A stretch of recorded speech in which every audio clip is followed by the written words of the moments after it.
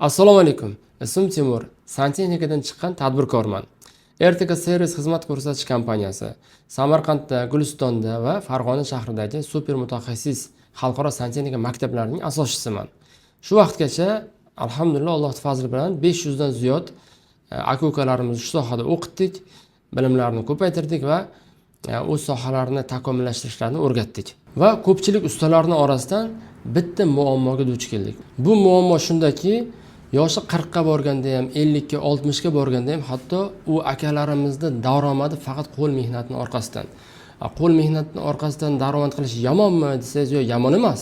Ularning orasidan so'rovnoma o'tkazdik. Nima uchun haligacha qo'l mehnatining orqasidan pul topyapsiz? Nima uchun jamoa qurmadingiz, servis tashkil qilmadingiz, kattaroq ishlarni olmadingiz deb so'ragan paytimiz ularga yo'l ko'rsatadigan odam bo'lmagan.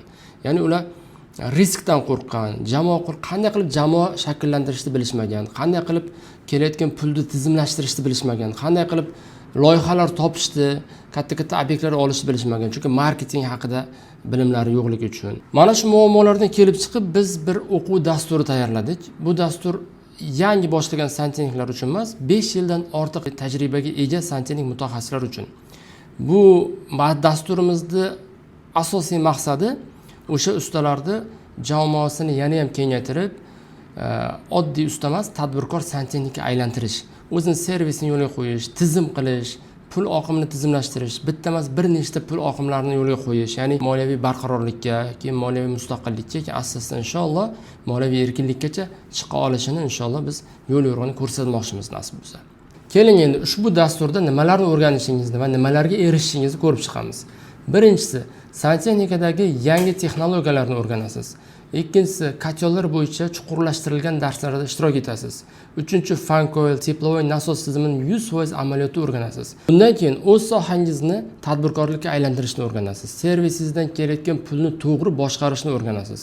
Va o'z servisingizni ijtimoiy tarmoqlarda reklama qilish orqali mijozlaringiz doimo navbatda turadigan mijozlarga aylantirasiz. Xodimlarni ishga olishni va ularga to'g'ri ishlarni taqsimlashni, hamkorlikda nimalarga e'tibor berish kerakligini, ya'ni to'g'ri hamkorlik qilishlarni o'rganasiz. Va darslar tugagandan keyin 6 oy davomida o'z sohangizni rivojlantirish uchun, servisingizni rivojlantirish uchun nima qilish kerak bo'lsa, o'zimning nazoratim ostida qadam-qadam hammasini birgalikda rivojlantiramiz inshaalloh. Darslar tugagandan keyin oddiy usta emas, o'z servisiga ega tadbirkor usta bo'lib chiqasiz.